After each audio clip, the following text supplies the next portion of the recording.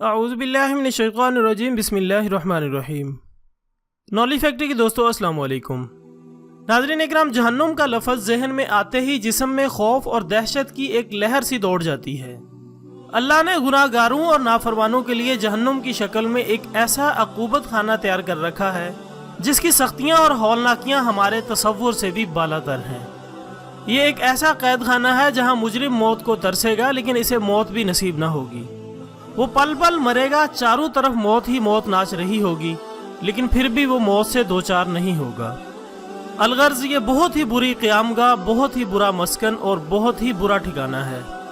اللہ تعالیٰ جہنم کی ہولناکیوں کا نقشہ کھینچتے ہوئے ارشاد فرماتا ہے، اس کے سامنے دوزخ ہے جہاں وہ پیپ کا پانی پلایا جائے گا جسے وہ مشکل گھونٹ گھونٹ پیے گا، پھر بھی وہ اسے گلے سے نہ اتار سکے گا، اور اسے ہر جگہ سے موت آتی دکھائی دے گی لیکن وہ مرنے والا نہیں، پھر اس کے پیچھے بھی سخت عذاب ہے۔ نالج فیکٹری کے دوستو، ہم دنیا کی آگ میں جھلسی ہوئی لاشیں دیکھتے ہیں تو لرز جاتے ہیں۔ کمزور دل و دماغ کے لوگ تو جلی ہوئی لاشوں کو دیکھ ہی نہیں پاتے۔ ذرا سوچئے جہنم کی آگ میں جلنے والے کا انجام کیا ہوگا۔ اس آگ کی شدت کا یہ عالم ہوگا کہ نبی کریم حضرت محمد صلی اللہ علیہ وآلہ وسلم فرماتے ہیں، تمہاری دنیا کی آگ جہنم کے آگ کے مقابلے میں اپنی گرمی اور ہلاکت خیزی سے 70واں حصہ ہے۔ کسی نے پوچھا، یا رسول اللہ صلی اللہ علیہ وآلہ وسلم، کفار اور گناہگاروں کے عذاب کے لیے یہ ہماری دنیا کی آگ بھی بہت تھی۔ آپ صلی اللہ علیہ وآلہ وسلم نے فرمایا، دنیا کی آگ کے مقابلے میں جہنم کی آگ 69 گنا بڑھ کر ہے۔ معزز خواتین و حضرات، اس کے علاوہ جہنم کتنی عمیق اور گہری ہے اس کا اندازہ اس حدیث سے لگائیں کہ حضرت ابو ہریرہ رضی اللہ تعالیٰ عنہ سے روایت ہے کہ ہم رسول اللہ صلی اللہ علیہ وآلہ وسلم کے ساتھ تھے کہ ایک گڑ گڑاہٹ کی آواز سنی، تو نبی اکرم حضرت محمد صلی اللہ علیہ وآلہ وسلم نے فرمایا کہ تم جانتے ہو کہ یہ کیا ہے؟ راوی کہتے ہیں کہ ہم نے عرض کیا کہ اللہ اور اس کا رسول ہی بہتر جانتا ہے۔ تو آپ نے فرمایا کہ یہ ایک پتھر ہے جو 70 سال پہلے دوزخ میں پھینکا گیا تھا، اور وہ لگاتار دوزخ میں گر رہا تھا یہاں تک کہ وہ پتھر آج اپنی تہہ تک پہنچا ہے۔ بھوک و پیاس سے بے حال جہنمیوں کو کھانے کے لیے زقوم کا درخت دیا جائے گا۔ یہ زقوم کا درخت کیسا ہوگا؟ ارشاد باری تعالیٰ ہے، بے شک زقوم کا درخت گناہگار کا کھانا ہے جو تلچھٹ جیسا ہے اور پیٹ میں کھولتا رہتا ہے۔ اس کے علاوہ سورۃ کہف میں جہنمیوں کا حال کچھ اس طرح سے بیان کیا گیا ہے، ظالموں کے لیے ہم نے وہ آگ تیار کر رکھی ہے جس کی قناتیں انہیں گھیر لیں گی۔ اگر وہ فریاد رسی چاہیں گے تو ان کی فریاد رسی اس پانی سے کی جائے گی جو تیل کی تلچھٹ جیسا ہوگا جو چہرے بھون دے گا۔ بڑا ہی برا پانی ہے اور بڑی ہی بری آرامگاہ دوزخ ہے۔ ناظرین اکرام، جہنم ایک ایسا قید خانہ ہے جہاں کے قیدیوں کا لباس بھی بالکل نرالا ہے۔ جہنمیوں کے لباس بھی آگ سے بنے ہوں گے۔ اس ضمن میں قرآن پاک میں ارشاد ہوتا ہے، پس کافروں کے لیے تو آگ کے کپڑے بیونت کر کاٹے جائیں گے اور ان کے سروں کے اوپر سخت کھولتا ہوا پانی بہایا جائے گا جس سے ان کے پیٹ کی سب چیزیں اور کھالیں گلا دی جائیں گی، اور ان کی سزا کے لیے لوہے کے ہتھوڑے ہوں گے۔ دوستو، ان قیدیوں کے بستر اور چادریں بھی آگ کی ہوں گی۔ ارشاد باری تعالیٰ ہے، لیکن اگر تم یہ نہیں کر سکتے ہو اور تم یہ بھی نہیں کر پاؤ گے تو پھر اس آگ کا خوف کرو جس کا ایندھن انسان اور پتھر ہیں، اور وہ کافروں کے لیے ہے۔ نالج فیکٹری کے دوستو، یہاں بات غور طلب ہے کہ قرآن مجید میں صرف 2 مخلوقات کے حساب کا ذکر آیا ہے، اور وہ ہیں انسان اور جن۔ ان مخلوقات میں سے جن کے اعمال برے ہوں گے وہ جہنم میں جائے گا، لیکن سوچنے کی بات یہ ہے کہ صرف انسان کو ہی جہنم کا ایندھن کہا گیا ہے، جنات کو نہیں۔ حالانکہ جنات بھی جہنم میں جائیں گے لیکن وہ اس کا ایندھن نہیں ہوں گے، بلکہ انسانوں کے ساتھ ساتھ جہنم کا ایندھن ان پتھروں کو بھی کہا گیا ہے جن کے حساب کتاب کا کہیں ذکر نہیں۔ تو یہاں سوال یہ پیدا ہوتا ہے کہ انسان اور پتھر ہی جہنم کا ایندھن کیسے ہو سکتے ہیں، اور انسانوں اور پتھروں کو بطور ایندھن استعمال کرنے کے لیے جہنم بہت زیادہ درجہ حرارت کیسے پیدا کر سکتی ہے؟ تو دوستو، اگر ہم قرآن کی اس آیت کا تجزیہ کرتے ہیں تو پھر ہم یہ دیکھتے ہیں کہ ہمارے سورج جیسے چھوٹے اور درمیانی جسامت کے ستاروں میں ہائیڈروجن، کاربن اور آکسیجن جیسی گیسز مل کر ہیلیم پیدا کرتی ہیں، اور یہ ہیلیم آگے سورج اور سورج جیسے دوسرے بڑے سیاروں کو جلنے میں مدد دیتی ہے۔ اس عمل کو سائنسی زبان میں کاربن نائٹروجن آکسیجن سائیکل کہا جاتا ہے۔ ناظرین اکرام، اگر انسانی جسم کا مطالعہ کیا جائے تو کیمیائی طور پر انسانی جسم میں 16 بڑے عناصر شامل ہیں جن کو حیاتیاتی عناصر یا بائیو ایلیمنٹس کہتے ہیں، جن میں کاربن، نائٹروجن اور آکسیجن بہت زیادہ ہیں۔ قرآن کریم کا کہنا ہے کہ یہ ہائیڈروجن، نائٹروجن، آکسیجن اور کاربن پر مشتمل انسان جہنم کے ایندھن ہیں، اور جب ہم اسے سائنسی طور پر دیکھتے ہیں تو یہ واضح ہے کہ یہ وہی عناصر ہیں جو آگ یا ستاروں کی بہت بڑی گیندوں کے بنیادی ایندھن ہیں۔ ناظرین اکرام، سب سے حتمی مرحلہ سلیکان جلانے والا عمل ہے۔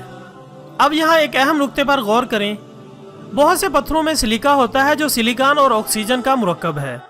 یہ زیر زمین وہی پتھر ہیں جو جل کر دہکتے ہوئے لاوے کی شکل اختیار کر لیتے ہیں۔ قرآن کریم نے پتھروں کو جہنم کے ایندھن کے طور پر بیان کیا ہے، اور یہی نہیں بلکہ سائنس کے مطابق پتھروں میں سلیکیٹس شامل ہیں جو غیر معمولی اعلیٰ درجہ حرارت پیدا کرتے ہیں، اور کھولتے ہوئے لاوے کی مثال آپ کے سامنے ہے۔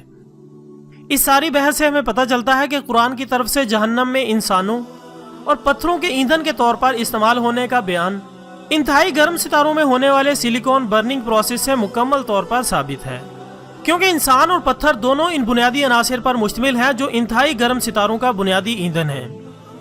ناظرین اکرام، یہ وضاحت آج سے 1400 سال پہلے ایک کتاب قرآن پاک کی طرف سے بیان کی گئی ہے، جب ستاروں کے حوالے سے ہمیں بنیادی سائنسی معلومات بھی نہیں تھی۔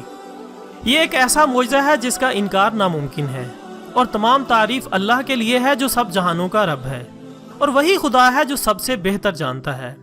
ناظرین اکرام، یہ وضاحت آج سے 1400 سال پہلے ایک کتاب قرآن کی طرف سے بیان کی گئی ہے، جب ستاروں کے حوالے سے ہمیں بنیادی سائنسی معلومات بھی نہیں تھی۔ یہ ایک ایسا معجزہ ہے جس کا انکار ناممکن ہے، اور تمام تعریف اللہ کے لیے ہے جو سب جہانوں کا رب ہے، اور وہی خدا ہی سب سے بہتر جانتا ہے۔ ایک اور جگہ ارشاد ہوتا ہے، اے ایمان والو، خود کو اور اپنے گھر والوں کو ایسی آگ سے بچاؤ جس کے ایندھن انسان اور پتھر ہوں گے۔ وہاں مضبوط اور سخت فرشتے ہوں گے جو ہر وقت جہنم میں موجود لوگوں پر کوڑے برسائیں گے۔ اللہ ان کو جو بھی حکم دیتا ہے وہ نافرمانی نہیں کرتے، اور جو حکم دیا جاتا ہے بجا لاتے ہیں۔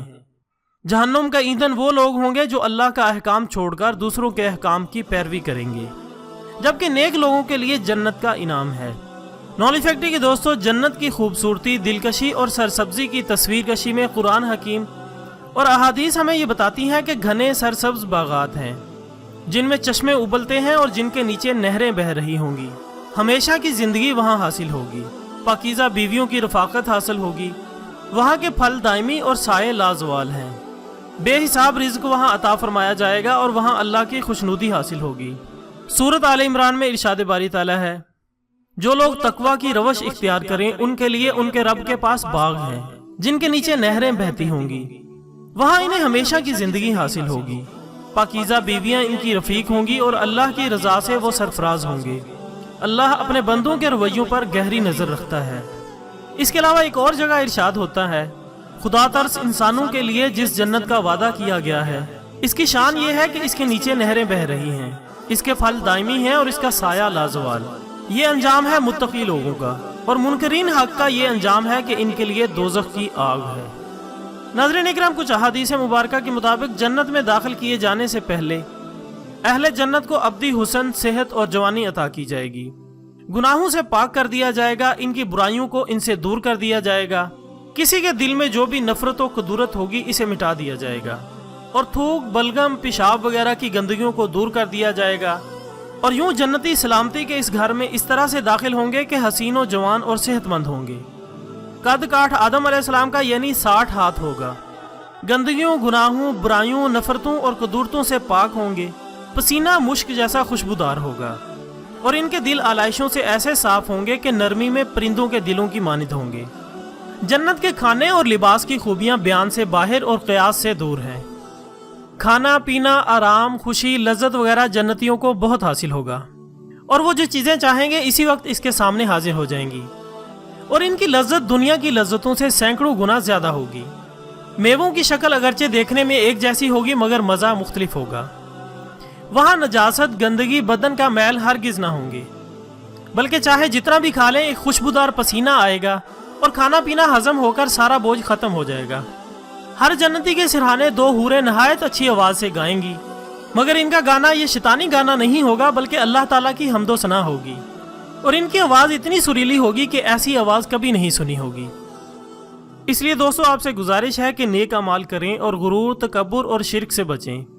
قیامت کب آئے گی اس کا علم صرف اللہ تعالیٰ کو ہی ہے، لیکن میں یہ جانتا ہوں کہ جو انسان مر جائے اس کی قیامت اسی دن سے شروع ہو جاتی ہے۔ اس لیے قیامت کا انتظار نہ کریں بلکہ موت کا انتظام کریں۔